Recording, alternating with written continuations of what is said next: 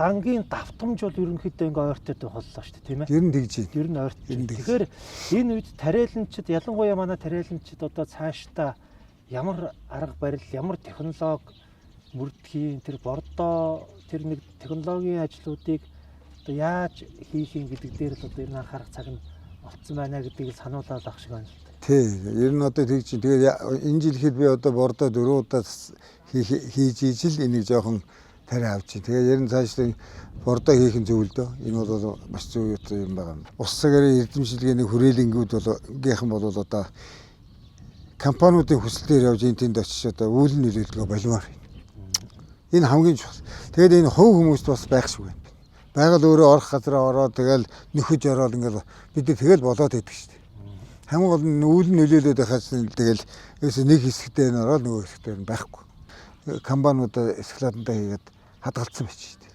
Энэ чинь хөдөлгөж байгаа юм байхгүй шүү дээ. Тэгэхээр чи өчтөчнөө хүмүүсийн хөдөлмөр тийм ээ?